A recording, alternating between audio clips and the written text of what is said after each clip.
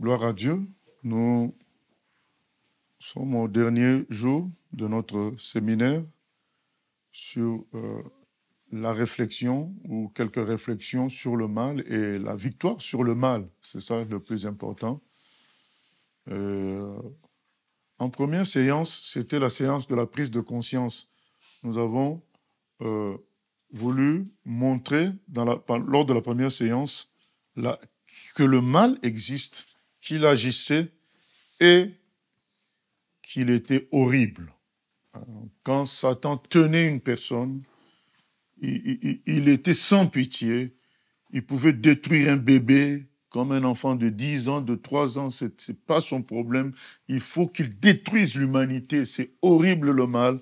Nous avons donné l'exemple de cette femme qui était tueuse en série. Voilà. Donc, au début, quand tu écoutes l'histoire, tu la condamnes.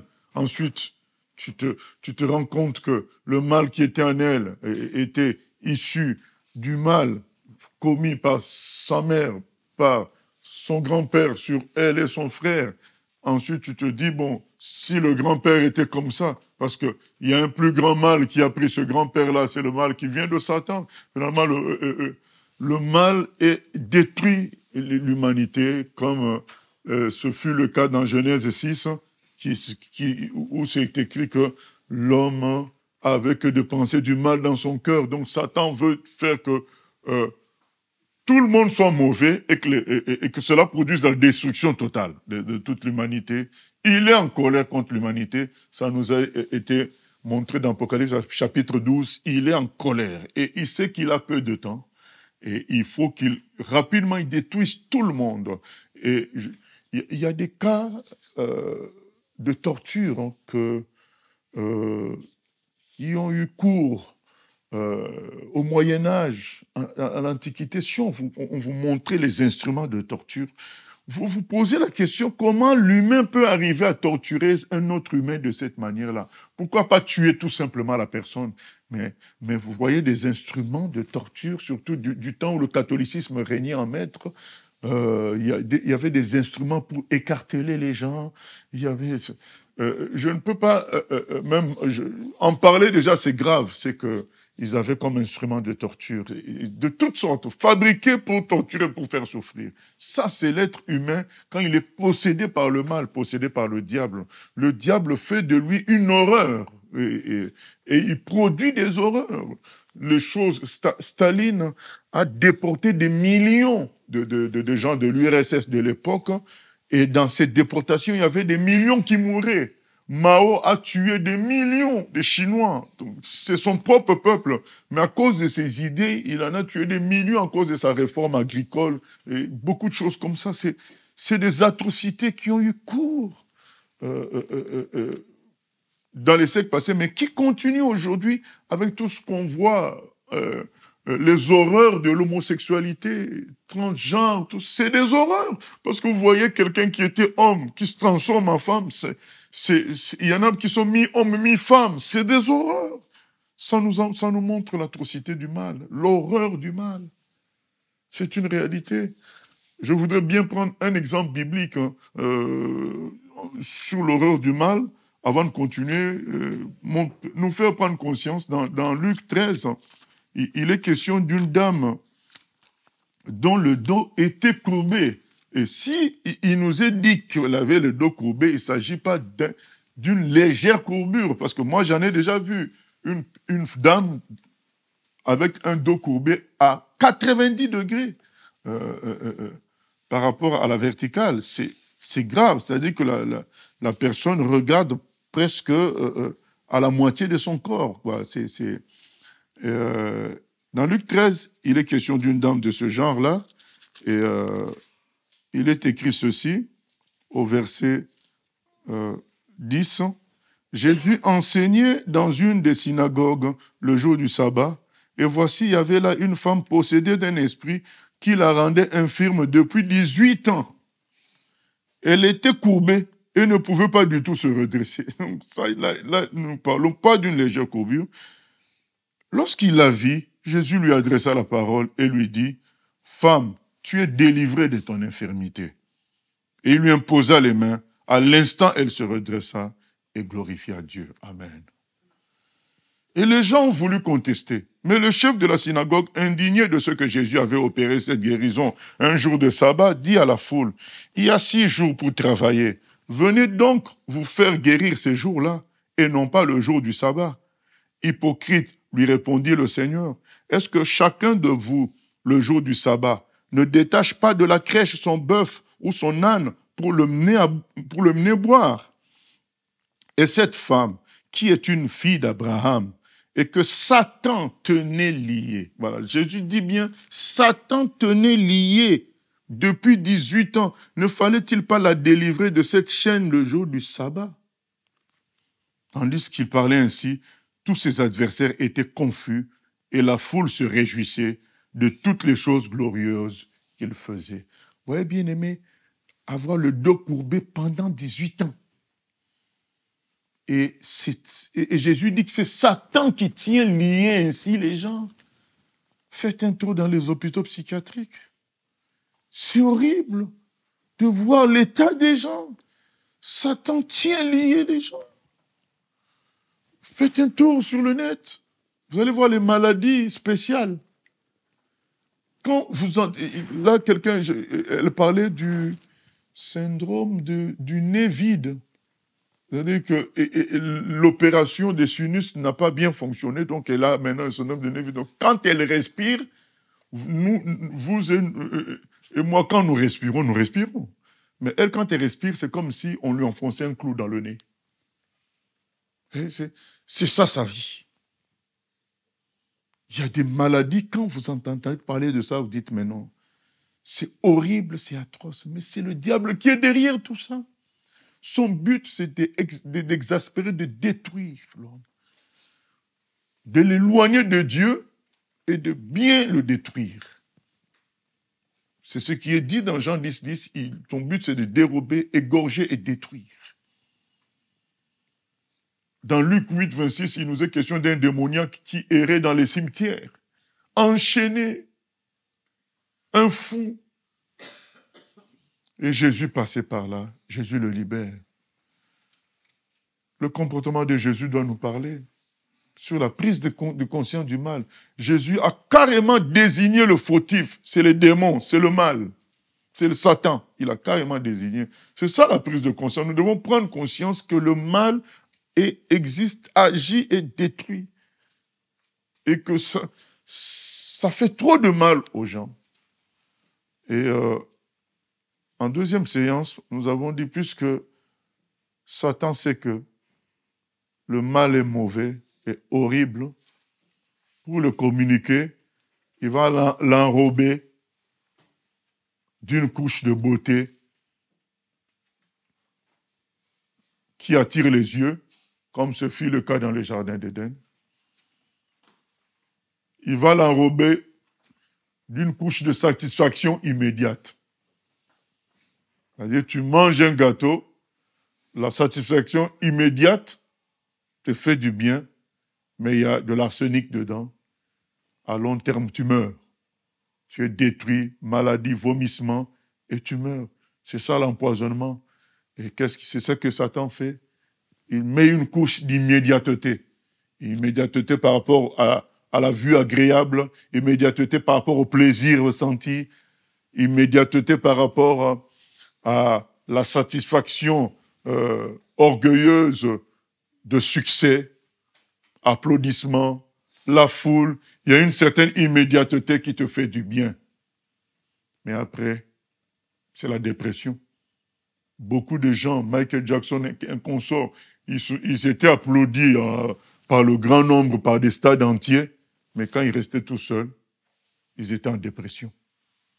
Voilà. Donc Satan va enrober le mal d'une immédiateté fausse pour le faire passer comme quelque chose de bon. Et à cause d'une confusion que les gens ont dans la tête entre le beau et le bon, ils se font ils se font piéger. Les gens, les humains pensent que ce qui est beau est forcément bon. Non. Nous avions dit en deuxième séance qu'il faudrait prendre à chaque fois quelque chose dans son ensemble, l'analyser dans sa totalité, ne pas se contenter de voir la couche qui nous est présentée. Qu'un stade soit rempli pour une campagne d'évangélisation n'est pas synonyme de bonne chose. Ça peut, en apparence, donner l'impression que c'est bien. Mais quand vous écoutez le message qui y est prêché, comme par exemple, j'avais vu une fois une vidéo d'un stade rempli par un prétendu prophète au Congo, et ce monsieur-là, il vendait des bouteilles d'un breuvage fait avec de l'essence coupée avec un certain jus de banane ou de coco, j'ai oublié. Et ben ce breuvage-là était censé guérir tous ceux qui prenaient ça. Mais le stade, il était rempli. Le nom de Jésus était cité quelques fois. Mais la finalité, c'était la vente de ce breuvage-là. Donc, il faut prendre les choses dans la totalité pour savoir si c'est bon ou pas. C'est pas juste une couche qui nous est présentée. Ah, il y a le nom de Jésus qui est cité, oui, mais qu'est-ce qui est dit après, à tout autour? Voilà, ça compte. Qu'est-ce qui est fait? Qui est valorisé dans cette affaire? Il faut prendre le tout. Et c'est ce que Jésus nous montre, lui, lors de la tentation dans le désert. Il a pris toutes les propositions du diable qui paraissaient fondées sur la parole, lui les analysait dans leur tout, dans leur totalité, et en relation avec sa soumission à son Père. Nous allons y revenir. Et en troisième séance, nous voulons parler de la victoire sur le mal. Et nous intitulons ça Victoire sur le mal avec Jésus. Voilà. Nous voulons qu'il y ait le terme avec Jésus. Ça donne déjà une idée de ce que nous allons dire. Il n'y a pas de victoire sans Jésus. Un humain ne peut pas triompher du mal sans Jésus. C'est impossible. Voilà, parce que Satan a réussi à polluer tous les humains et il n'y avait qu'une seule solution, c'est que Dieu a décidé d'envoyer son Fils en forme d'homme pour vaincre le diable. Ça a été ça la solution de Dieu, puisque les humains n'ont pas pu, par héritage adamique, ils n'ont pas pu s'en sortir par rapport au mal. Dieu a envoyé son Fils avec un corps parfait. Et ce Fils-là, lui, il avait comme objectif sauver les humains en détruisant en même temps les œuvres du diable. Donc, c'est ce qu'on dit, on lit, donc on commence par ça, 1 Jean 3, 8. 1 Jean 3, 8. Il est écrit ceci.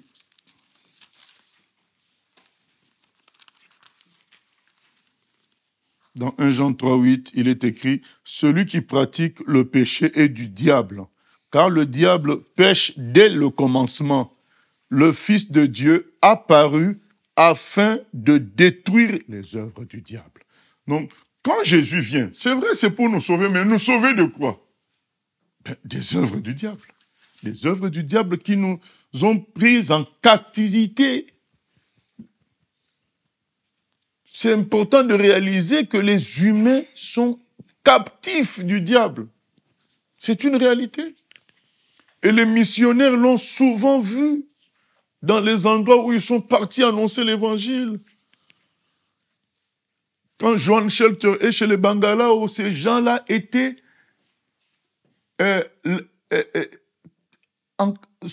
sous domination des forces des ténèbres qui leur imposaient des sacrifices réguliers et que si tu n'accomplissais pas, tu tombais malade.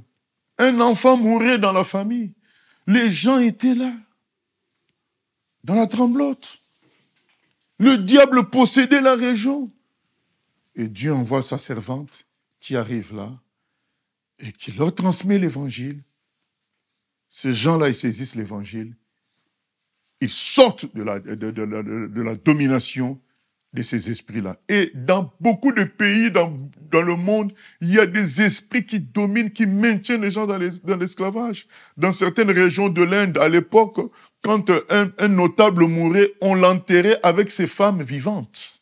Vous voyez, au Nigeria, les jumeaux étaient tuer quand tu mettais au monde des jumeaux. Les jumeaux étaient considérés comme une malédiction. On les laissait dans la forêt pour que les animaux sauvages les tuent. Oui, donc, et Mary Slessor arrive dans ces conditions-là à Calabar. Elle dit non, je ne peux pas laisser comme ça. Elle récupère les jumeaux, elle prêche l'évangile et les ténèbres s'éloignent. La lumière paraît. Le Fils de Dieu est venu pour ça, pour détruire les œuvres du diable qui se sont répandues dans le monde entier. Nous devons en prendre conscience. Et dans Ésaïe 9, 5 à 6, dans Ésaïe 9, on peut commencer même à partir du premier verset. Ésaïe 9.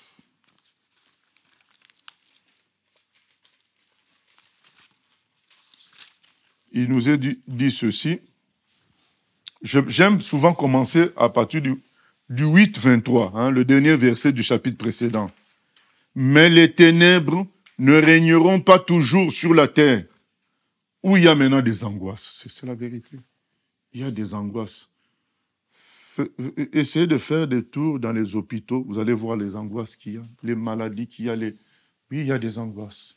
Les gens ont peur des guerres mondiales et ainsi de suite, des crises économiques. Mais les ténèbres ne régneront pas toujours. Sur la terre où il y a maintenant des angoisses, si les temps passés ont couvert de honte le pays de Zabulon et le pays de Nephtali, les temps à venir couvriront de gloire la contrée voisine de la mer, au-delà du Jourdain, le territoire des gentils. Le peuple qui marchait dans les ténèbres voit une grande lumière. Amen. Le monde était dans les ténèbres. Dans les ténèbres. Et Dieu n'avait que pour solution, pour mesure à l'époque, c'était d'isoler son peuple des autres peuples. Parce que tous les autres peuples étaient dans des ténèbres épaisses, son peuple à lui avait au moins la parole. Et il devait l'isoler des autres peuples.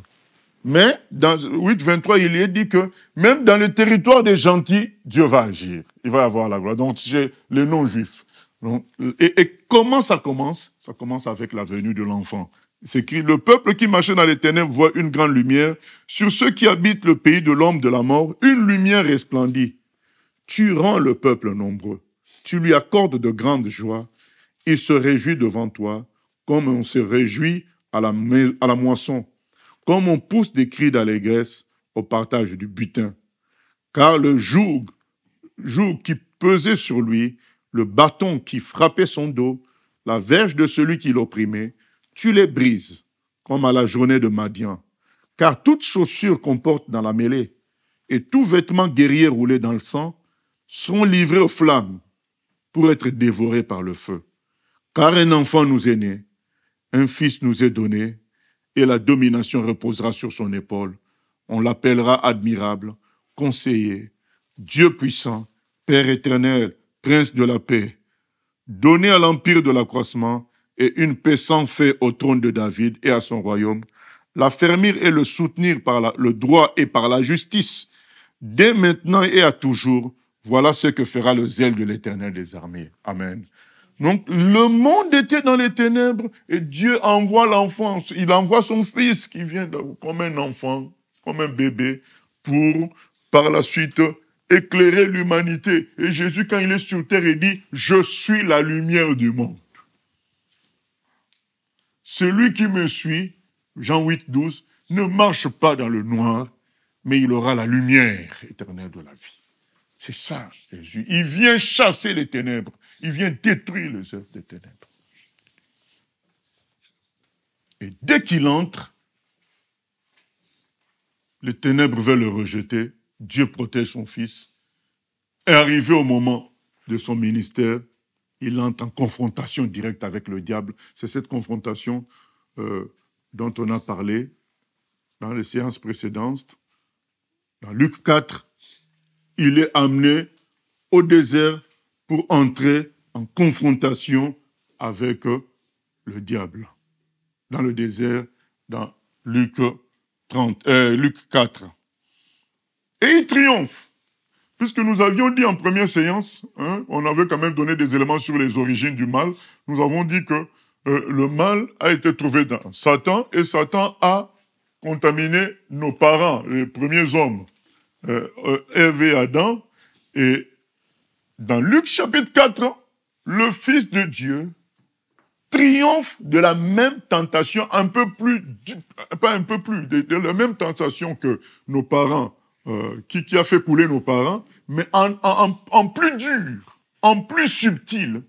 Il triomphe de cela au désert face au diable. Donc le diable était déjà vaincu ce jour-là, parce que le Seigneur a réparé ce qu'Adam avait détruit. Le Seigneur répare cela. Il triomphe de la tentation. Et ensuite, nous connaissons le ministère du Seigneur. Qu'est-ce qu'il a fait? Eh bien, il a, pendant son ministère, dénoncé les œuvres du diable. Il les a détruites en chassant les démons. Lui-même, il a dit dans Matthieu 10, vers les versets 28, il a dit que il a lié l'homme fort. Il a lié l'homme fort, il a lié le diable, et il pouvait piller maintenant son royaume en chassant les démons des gens. L'homme fort, le diable, était lié à le Seigneur Jésus, et il pouvait chasser les démons des gens. Les gens étaient libérés, les gens ont respiré. Vous imaginez un papa qui avait un garçon, hein? Un jeune garçon qui était possédé.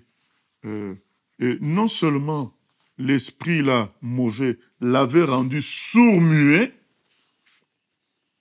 mais il lui faisait des crises d'épilepsie en le poussant parfois à aller se jeter dans l'eau pour se noyer ou dans le feu. Imaginez le souci d'un tel parent d'avoir un tel enfant.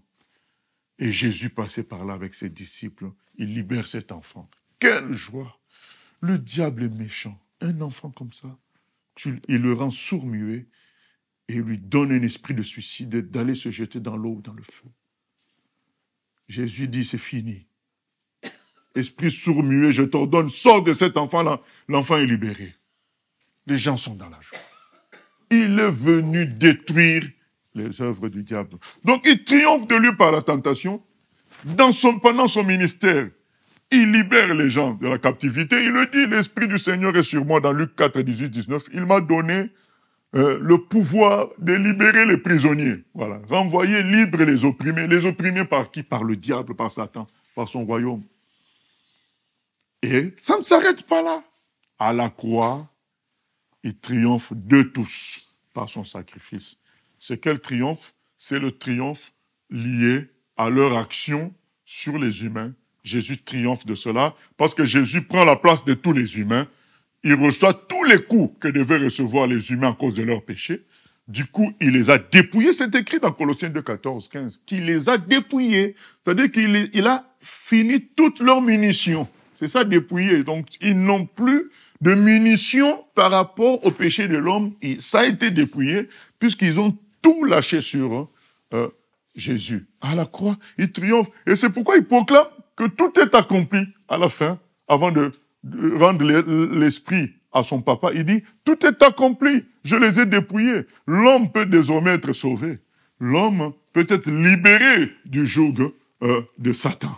Voilà ce que Jésus a accompli à la croix. Et peut-être que nous allons le lire à la fin de notre ère, donc à la fin de notre monde.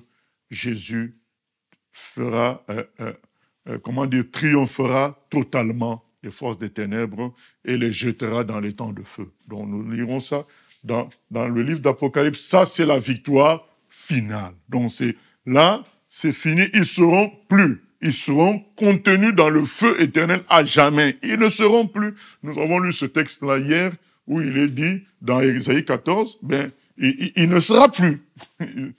Le diable ne sera plus là. Satan et son équipe ne seront plus là pour tenter ni faire du mal à qui que ce soit. C'est la victoire totale finale. Mais il y a toutes ces étapes que nous avons citées. Victoire sur la tentation. C'est-à-dire, c'est comme si, d'abord, Jésus, lui-même, il triomphe du diable. Ensuite, il commence à libérer les autres. Et il obtient une victoire totale pour l'humanité concernant le péché de l'humanité à la croix. Et à la fin de notre monde, il enfermera jamais le diable et les démons dans le feu éternel. Voilà. Victoire totale et le monde sera totalement en paix. Le nouveau monde que Dieu va créer. Donc c'est pourquoi le titre c'est Victoire sur le mal avec Jésus. Parce que pour vaincre le mal, on doit commencer, on doit suivre les mêmes étapes que Jésus. L'étape liée au péché d'abord. Donc nous devons expérimenter la victoire sur le péché. C'est ce qu'il a expérimenté lors de la tentation au désert. Il expérimente la victoire sur la tentation, sur le péché. Ensuite, nous devons nous attaquer aux œuvres, c'est-à-dire à la domination du diable sur les territoires. Ces territoires-là peuvent être des territoires, des lieux géographiques, mais ça peut être aussi c'est surtout les territoires humains. L'être humain est considéré comme un territoire dans le monde spirituel. Donc, Jésus a commencé à récupérer les territoires pour son papa, et après, il se donne en sacrifice pour toute l'humanité, et finalement, nous participerons à sa victoire totale à la fin. Donc c'est Jésus qui éliminera complètement le mal à la fin. Donc puisque le mal sera contenu définitivement dans le feu éternel. Donc Jésus, maintenant, en nous sauvant, il nous appelle à suivre ses pas dans le même schéma, d'abord concernant le péché et ensuite détruire les œuvres des ténèbres là où elles règnent, là où nous sommes. Donc, si nous sommes dans un endroit, nous devons détruire les œuvres des ténèbres dans cet endroit-là. Parce que c'est nous que Dieu donc établit pour détruire les œuvres des ténèbres. Je me rappelle qu'à un moment donné, il y a 15 ans ou 10 ans, j'étais fatigué parce que j'ai prié pour beaucoup de monde. Et bon, j'ai voulu un peu réduire tout cela, comme pour avoir la paix. Le Saint-Esprit m'a dit, tu auras la paix, plus tu détruiras les œuvres des ténèbres, plus tu auras la paix. C'est pas en les laissant se reposer que tu auras la paix. Voilà. Donc c'est écrit, le Fils de Dieu est venu détruire les œuvres du diable. Eh bien, si nous détruisons les œuvres du diable dans notre famille, dans notre environnement, c'est là que nous aurons la paix.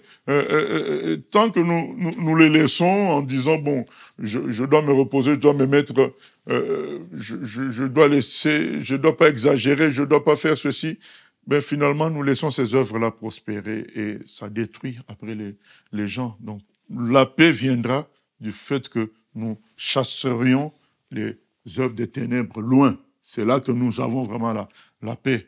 Nous devons penser à tout cela. Et donc, quelques conseils, cela étant dit, quelques conseils concernant cette victoire-là avec Jésus. Je dis, il faudrait qu'on se souvienne de comment Jésus a triomphé. Voilà, et imiter cela par sa puissance à lui, par sa force à lui. Parce qu'il nous dit dans Luc 10, 19, « Je vous donne le pouvoir de marcher sur les serpents et les scorpions et sur toute la puissance de l'ennemi. » Mais c'est toujours avec lui, parce que c'est précisé dans Marc 16, 17, que c'est en son nom que nous chasserons les démons. Donc cette puissance que nous avons sur les forces des ténèbres, c'est au nom de Jésus. Par rapport à ce que lui il a obtenu à la croix comme victoire, que nous avons cette victoire-là. Maintenant, pour notre vie particulière, nous sommes appelés à imiter sa vie. Mais la victoire réelle, c'est dû à sa victoire à la croix. Maintenant, concernant la victoire personnelle, nous sommes appelés à imiter sa façon à lui de faire, tout en utilisant son nom comme bouton de victoire, comme bâton de victoire. Voilà, c'est cela. Et donc, premier conseil, ne jamais oublier que c'est par Jésus qu'on a toute victoire. Voilà, ça c'est le premier conseil. C'est par Jésus que nous avons toute victoire sur les forces des ténèbres. Il ne faut pas commencer à prendre les attitudes de certains prétendus pasteurs qui parlent comme si c'est eux, en tant que personnes, qui avaient le dessus sur le diable. Non. Nous avons le dessus sur le diable avec Jésus. C'est là que nous avons, c'est en son nom. que nous avons le dessus sur le diable. C'est le premier élément. Maintenant, nous allons nous souvenir de comment Jésus a triomphé de la tentation. Nous commençons par le domaine du péché. Comment il a triomphé de la tentation au désert? C'est parce que Jésus ne s'est pas fait avoir par la convoitise des yeux, convoitise de la chair et l'orgueil de la vie. Nous lisons dans 1 Jean 2, 15 à 16. 1 Jean 2, 15 à 16.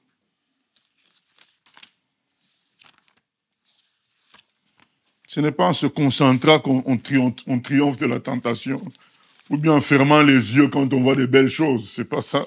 C'est en quittant la convoitise. C'est écrit ceci, 1 Jean 2, 15 à 16.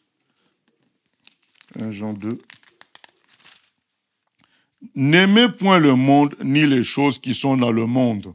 Si quelqu'un aime le monde, l'amour du Père n'est point en lui.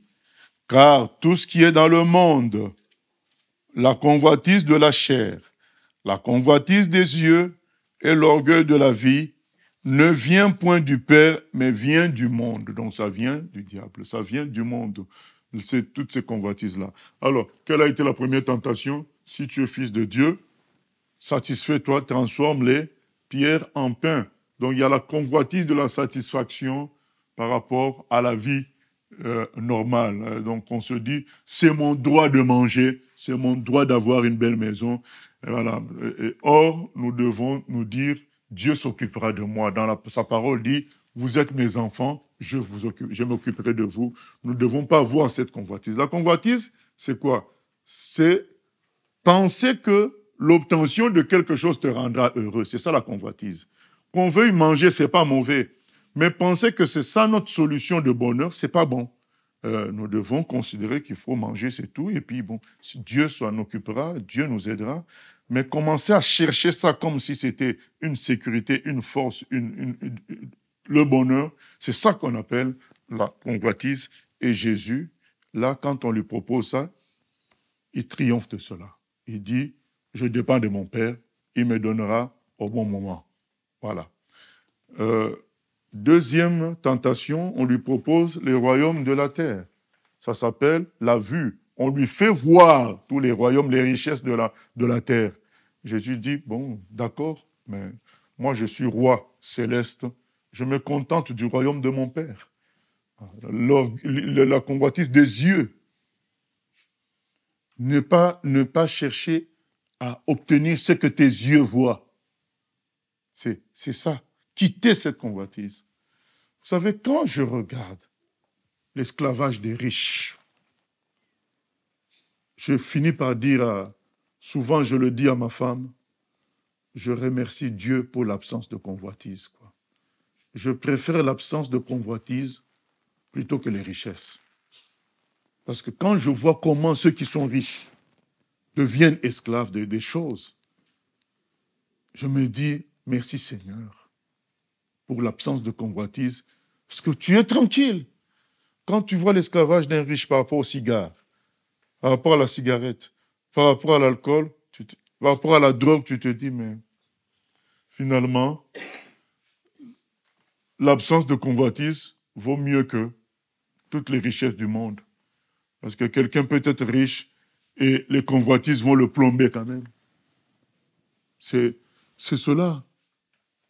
C'est malheureux de voir.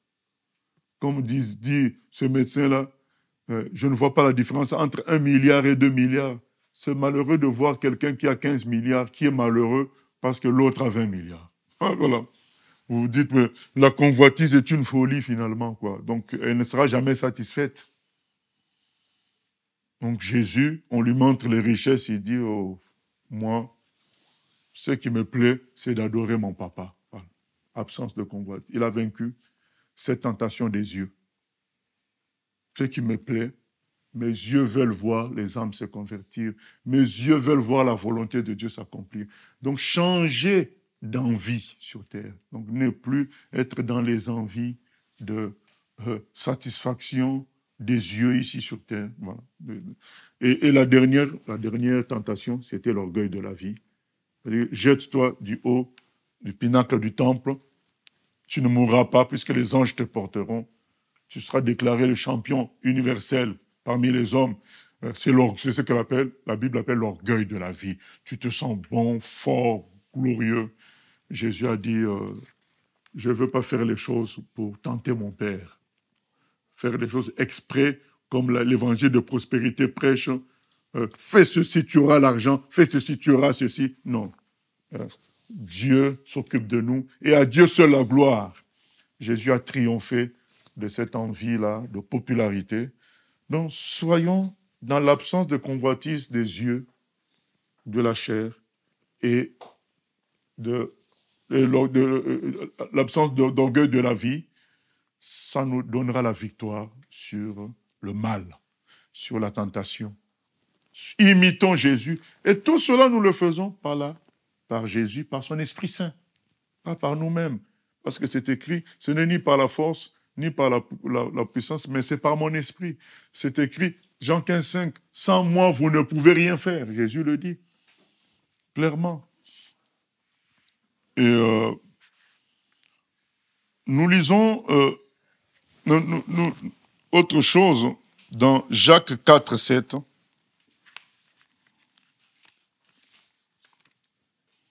Jacques 4, 7.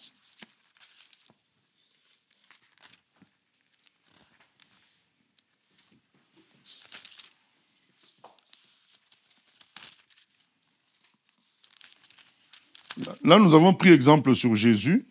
Nous n'avons pas dit un détail que nous allons dire maintenant à partir de la tentation de Genèse.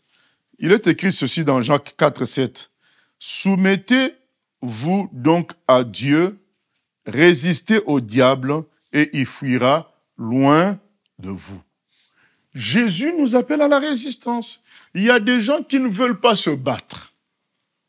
Du moment qu'ils ont une envie, ils appliquent l'adage du monde qui dit on est délivré de la tentation en issue combat. Ils se disent, bon, je me satisfais comme ça partira. C'est faux, ça reviendra encore. Ça te lie davantage. Non, Dieu nous appelle à résister. Mais comment? En se soumettant à Dieu. Qu'est-ce qui a fait chuter Ève et Adam?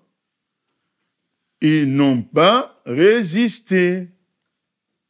Ils ont refusé de se soumettre à Dieu. Ève avait bien dit, Dieu a dit A, Satan lui dit non, moi c'est le B qu'il faut suivre. En négligeant de se soumettre à Dieu, Ève a suivi le diable. Donc, conseil gratuit, bien-aimé, les Écritures doivent être au-dessus de notre fierté, au-dessus de nos raisonnements, au-dessus de la famille. Les membres de la famille peuvent t'encourager dans le mal. Toi, tu dis non, moi, je suis les Écritures. Le Saint-Esprit peut te dire, demande pardon, mais ta chair. Quelqu'un peut te dire, mais non, la faute, c'est à l'autre. Tu obéis à la parole qui dit que autant que cela dépend de vous, soyez en paix avec tout le monde. Recherchez la paix avec tous et la sanctification sans laquelle nul ne verra Dieu. Voilà. Que chacun de vous se considère les autres comme étant supérieurs à lui-même. Que la parole de Dieu, c'est ce qui est écrit, soumettez-vous à Dieu, que la parole de Dieu prenne les dessus sur toute considération. Toute considération. Nulle part c'est écrit dans la parole de Dieu, il faut se marier. C'est pas écrit.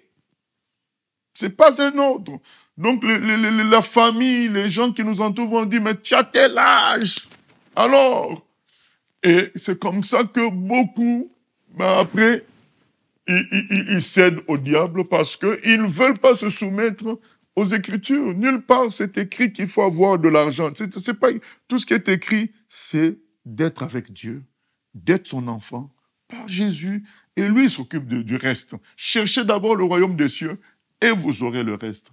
Nulle part, c'est écrit que quand tu es pasteur, tu dois avoir 100 000 personnes qui te suivent. Ce n'est écrit nulle part. Nulle part. Ce qui est écrit, c'est que soyez dispensateurs des grâces de Dieu avec fidélité. C'est ça qui est important. prêche la parole sans la déformer. C'est ça qu'on te demande. On ne te demande pas de faire du succès. Alors, mais les gens, ta chair peuvent te donner des conseils. Reste soumis à ce que Dieu a dit. Reste soumis. Et c'est comme ça qu'Ève est tombée, parce qu'elle n'est pas restée soumise à ce que Dieu avait dit. Elle n'a pas pu résister au diable. Mais là, ce verset nous dit, soumettez-vous à Dieu. C'est ainsi qu'en résistant au diable, vous triompherez. Qui a fait cela? Jésus. Jésus, lui, s'est soumis. Dans Jean 5, il dit, je crois vers le verset 17, il dit, je ne fais que ce que je vois mon Père faire. Mais le 17, c'est plus, il dit, mon Père travaille, moi aussi je travaille. Donc, mais toujours dans les environs là, il dit, je ne fais que ce que je vois mon Père faire. Même quand la chose n'est pas en soi un péché, hein, ce n'est pas en soi un péché que de manger. Quand on lui a dit, transforme les pierres en pain, ce n'est pas en soi un péché. Mais dans sa communion avec Dieu, il n'a pas senti qu'il faille faire cela. Parce qu'il y a des choses qu'on nous proposera qui ne sont pas en soi des péchés, mais dans ta communion avec Dieu, tu sais que ce n'est pas nécessaire. Ce n'est pas ce que Dieu veut pour toi en ce moment-là. Et tu préfères être dans la volonté de ton Père. Soumettez-vous à Dieu. Bien-aimés, vraiment, je vous en supplie, c'est la parole de Dieu qu'il faut suivre. À tout moment. Il y a 20 ans, je me suis vu mourir et les gens qui m'assistaient pendant que je m'en allais, je leur disais que personne ne vous trompe. La Bible, c'est la parole de Dieu. C'est ça la dernière parole que je disais en mourant. Que personne ne vous trompe. La Bible, c'est la parole de Dieu.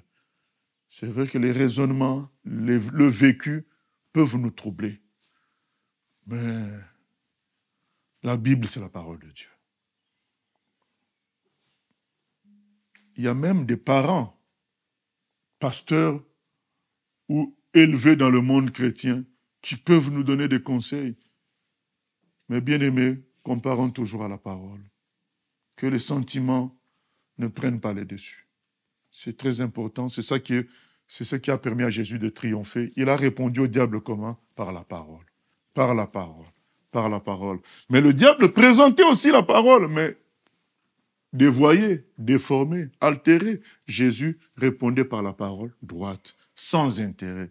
Donc, pas la parole pour avoir raison, mais la parole sans intérêt, de sorte que même si c'est contre toi, tu l'acceptes. Quand on est venu dire à David, on lui a donné la parabole, il y a un riche qui avait beaucoup de brebis, il reçoit un invité, il va prendre la seule brebis du pauvre voisin, et c'est ça qu'il tue pour servir à son invité, pour préparer à son invité.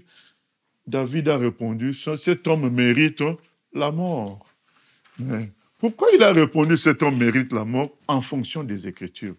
Mais vous pensez que David ne savait pas qu'il s'agissait de lui? Il savait qu'on parlait de lui. Il savait. C'était un prophète, David.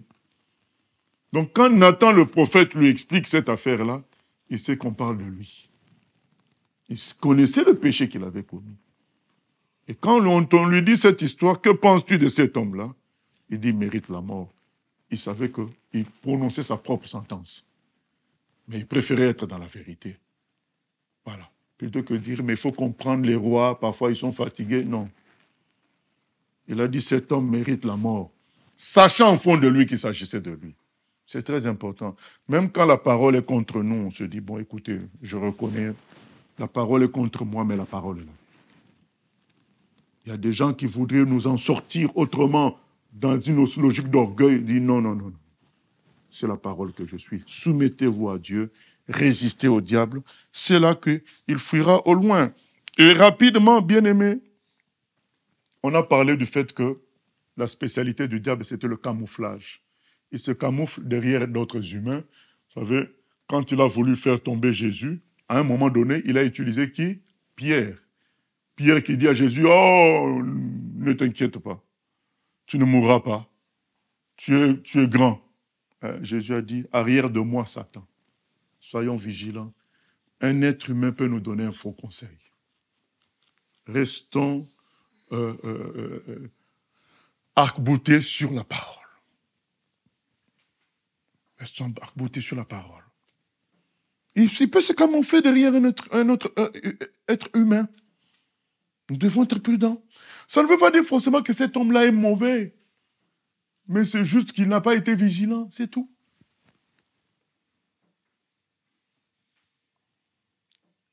Une fois, j'avais fait un voyage en Belgique et j'ai rencontré une dame qui avait suivi une des prédications que nous avions faites. Et il me disait que cette prédication l'avait sauvée parce qu'elle était en colère contre Dieu. Parce que dans son église en Afrique, ils avaient reçu 3 à 4 serviteurs qui, à chaque fois, l'appelaient devant et lui prophétisaient qu'elle allait enfanter.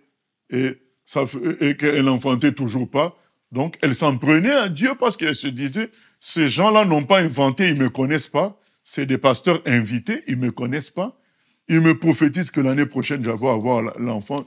À chaque fois, je n'ai pas d'enfant. Et elle était en colère contre Dieu. Et dans la prédication qu'elle avait suivie, j'expliquais, c'était convoitise et mécanisme sectaire. J'expliquais que même un serviteur de Dieu, plus ou moins bon, comme Pierre, peut être influencé par des pensées du diable, au point de te dire quelque chose.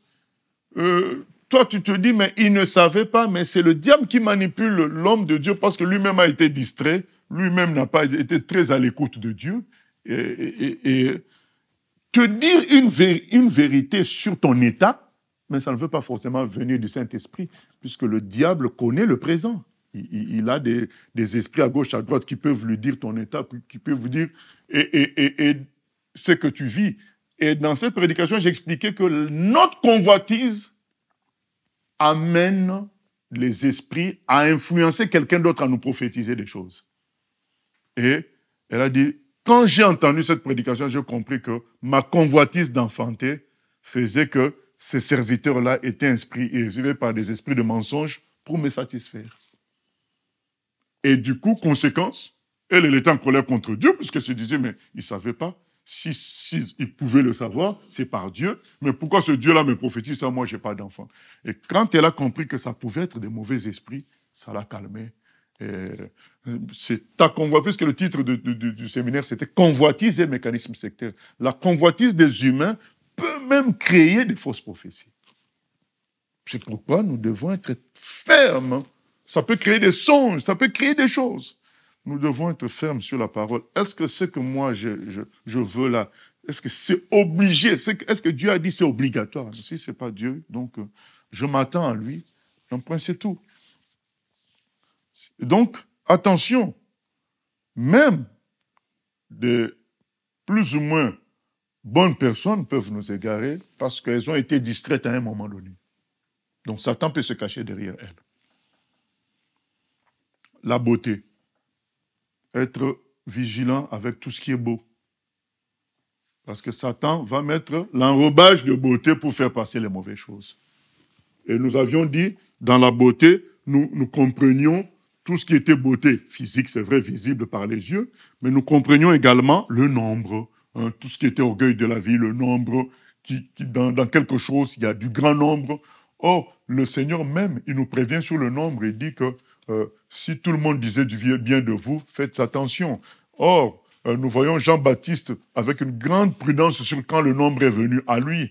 Vous voyez, et nous voyons d'autres passages qui nous disent clairement qu'il y a peu de gens qui trouvent le chemin du Seigneur. C'est écrit, là, j'ai le chemin qui mène à la perdition. Beaucoup le trouvent. Et toi, et le chemin qui mène au ciel, peu de gens le trouvent. Voilà. C'est quand même des avertissements sur le nombre. Quand Jésus dit, petit troupeau, votre Dieu a choisi de vous donner le royaume. C'est au petit troupeau. Voilà. Je veux bien aimer. Moi, je suis passionné, j'aime les âmes. Je voudrais bien que la terre entière soit sauvée, mais la parole de Dieu, c'est la parole. Voilà. Donc, à un moment donné, il faut capituler devant la parole de Dieu. Toujours rechercher travailler à ce que toute la terre soit sauvée, mais accepter ce que dit la parole de Dieu. Dans cette beauté-là, il y a le succès. Donc, faisons attention à l'enrobage des choses, aux choses qui paraissent belles, aux félicitations, à tout ça. Il faut faire attention aux gens qui peuvent paraître très spirituels par leur tenue vestimentaire. pas leur douceur d'apparence. Ah, non, il faut toujours prendre les choses dans leur totalité.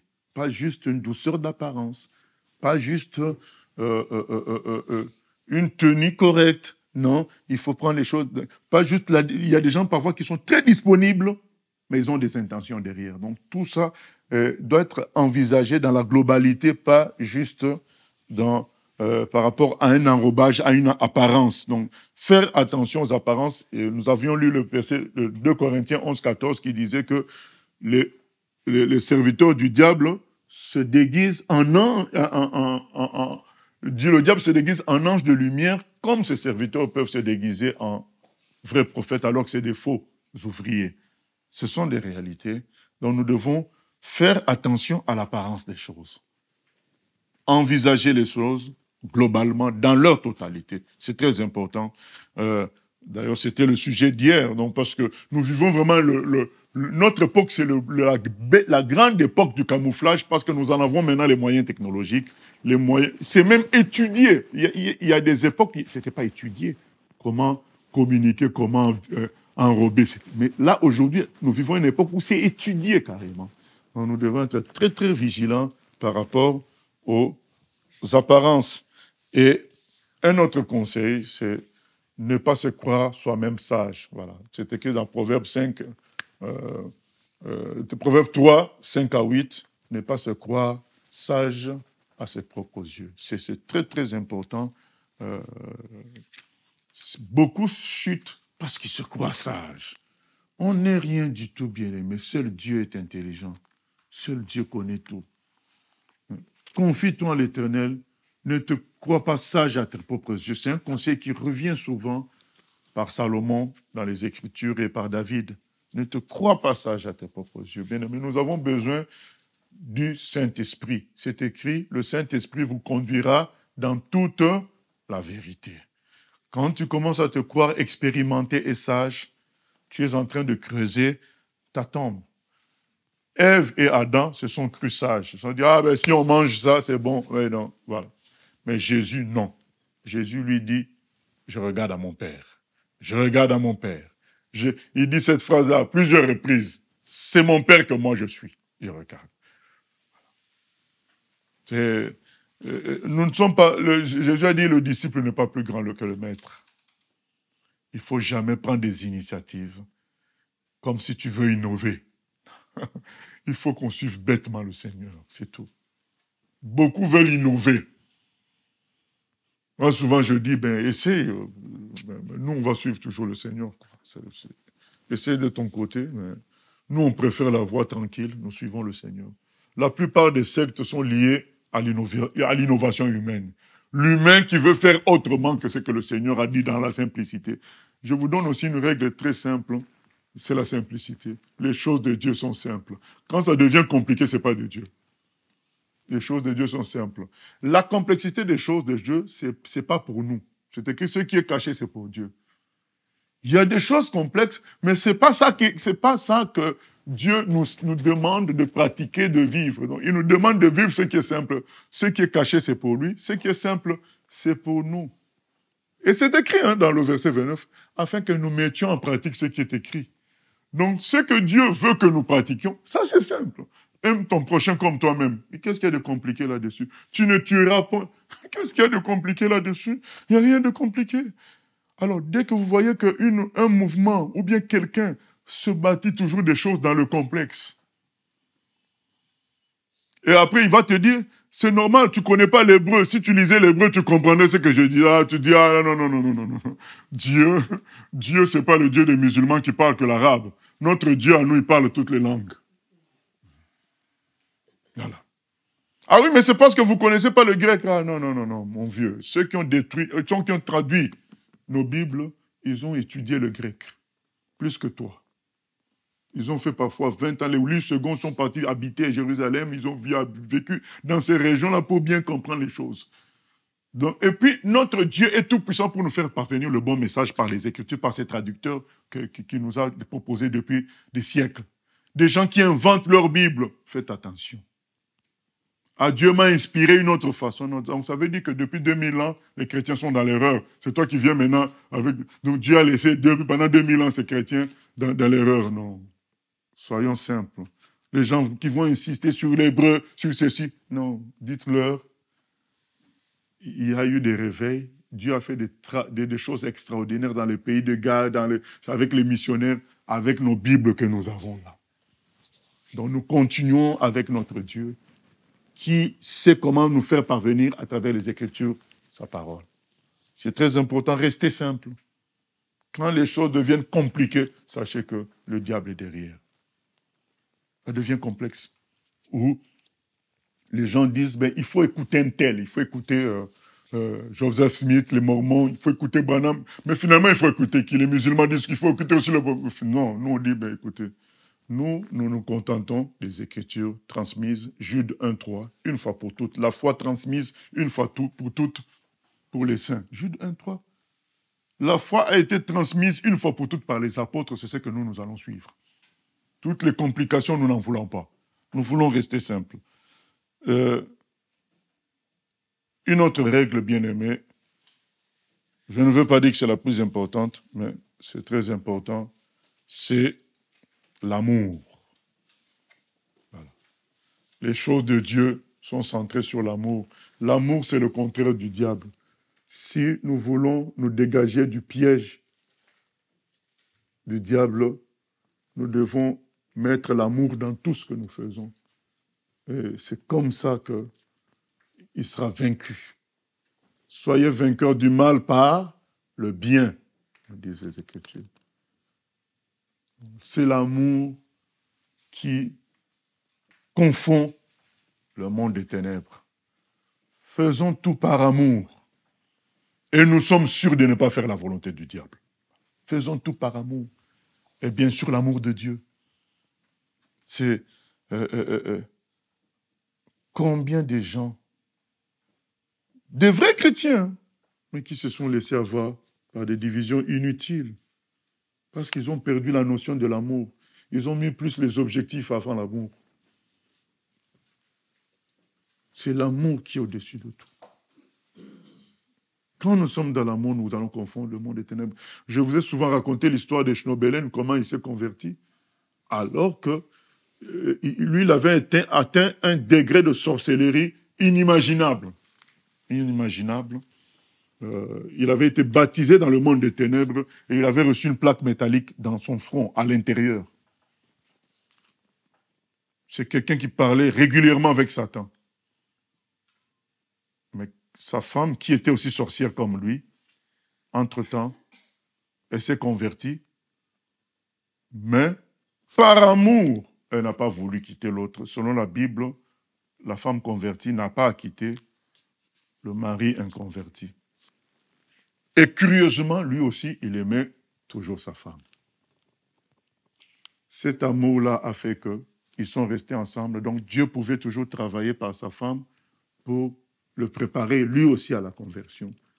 Et un jour, pendant qu'il donnait un chèque à la banque pour l'église satanique américaine, la caissière qui était une chrétienne a mis sur le reçu « Je prierai pour vous, Jésus-Christ, qui vous sauve ».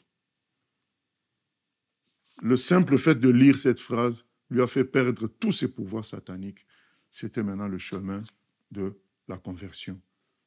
Tout ça ayant pour socle l'amour de sa femme pour lui. Quand nous faisons les choses dans l'amour, nous sommes sûrs de vaincre le diable. Nous sommes sûrs de vaincre le diable. C'est très important. Et par la suite,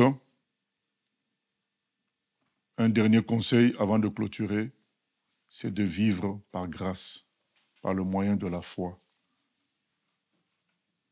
Un des grands pièges sataniques, c'est de nous pousser à travailler par l'effort humain, par les œuvres.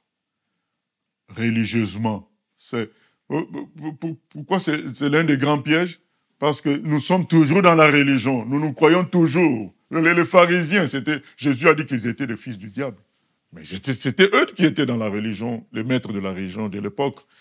Non, fonctionner selon les œuvres, hein, selon la chair, mais dans la religion, donne l'impression d'être toujours avec Dieu. Oh, ces gens-là sont déjà captifs du diable.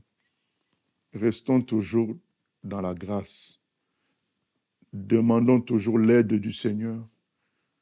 Prenons le Seigneur comme notre ami. Ne le prenons pas comme le policier qui nous surveille. Ne cherchons pas à faire toujours les choses en vérifiant, en pesant les choses par rapport à notre intégrité. Ce que Jésus nous apporte, c'est par grâce. C'est au Saint-Esprit de nous convaincre de péché. Ce n'est pas à nous de commencer à jouer au détective sur nous-mêmes.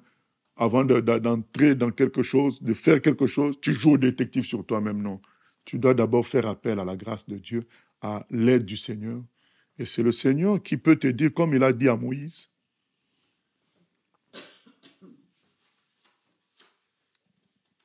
circoncis tes enfants, sinon c'est toi qui meurs.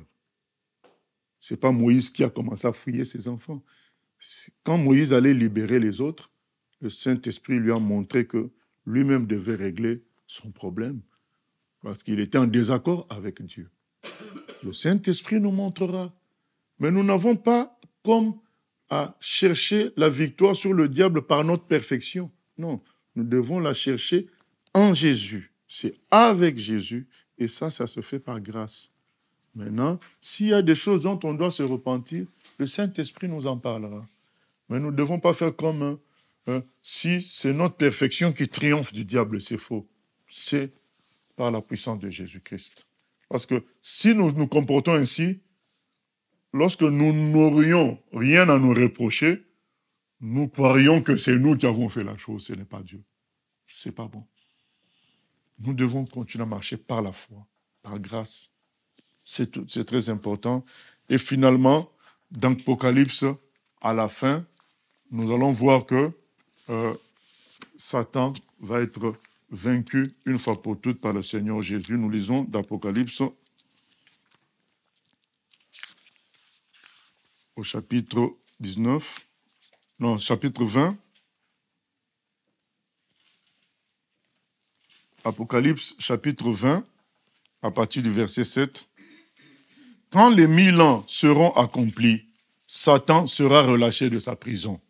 L'ennemi sera relâché de sa prison. Et il sortira pour séduire les nations qui sont aux quatre coins de la terre, Gog et Magog, afin de les rassembler pour la guerre, leur nombre est comme le sable de la mer. C'est ça la force du monde des ténèbres, c'est le nombre. Je crois qu'une fois, on a déjà prêché sur le titre, c'était le nombre. C'était pour montrer que le nombre en soi était comme un esprit. Voilà. Leur nombre est comme le sable de la mer. Donc le monde du ténèbre se fonde sur le nombre pour faire les choses. Ils montèrent à la surface de la terre et ils investirent le camp des saints et la ville bien-aimée. Mais un feu descendit du ciel et les dévora. Donc ça sera l'acte final. Un feu descend du ciel, les détruit, mais comme les êtres spirituels, les êtres que Dieu fait sont éternels, ils sont pas. Quand on dit les dévora, ça ne veut pas dire qu'ils disparaissent, mais ils sont neutralisés, détruits. Et le diable qui les séduisait fut jeté dans les temps de feu et de soufre, où sont la bête et le faux prophète. Ils seront tourmentés jour et nuit au siècle des siècles. Voilà la fin de tout. Les forces des ténèbres vaincues à jamais, leurs suiveurs vaincus, et ils iront par la suite, après avoir été détruits par le feu de Dieu, ils iront eux aussi, dans la suite des versets, si nous lisons, ils vont être jetés dans les temps de feu également. Ils seront contenus, emprisonnés à jamais. Nous connaîtrons une ère de paix et de joie définitive. Jérusalem aura maintenant la réalité de son nom, cité de paix. Ça sera vraiment une cité de paix à jamais pour nous. Voilà le processus de la victoire sur le mal, comment tout ça va se faire. Donc confions-nous en Jésus et détruisons les œuvres des ténèbres comme si nous voulons déjà voir la paix sur terre. Détruisons les œuvres des ténèbres par la prière, par notre comportement. Et attendons-nous au Seigneur pour tout. Et soyons heureux car à la croix, il les a déjà traduits en spectacle, il les a vaincus. Et cette victoire sera manifeste totalement ce jour-là où ils seront jetés dans les temps de feu. Que Dieu soit béni. Père éternel, nous te bénissons pour tout ce que nous avons appris. Merci de nous aider à mettre cela en pratique. Nous voulons désormais te servir dans cet élan que toi-même, tu nous montres, celui de détruire les œuvres des ténèbres en sauvant les humains, Seigneur. Que nous prenions conscience de la réalité du mal qui fait souffrir tant de gens et que nous nous donnions comme toi tu t'es donné pour nous sauver, que nous donnions aussi pour que d'autres soient sauvés. Que nous soyons lumière du monde, chassant les ténèbres partout où nous sommes. Merci Seigneur pour la victoire dans cette ville et ailleurs où tes enfants te prient nuit et jour. À toi la gloire, la louange au siècle des siècles. Amen.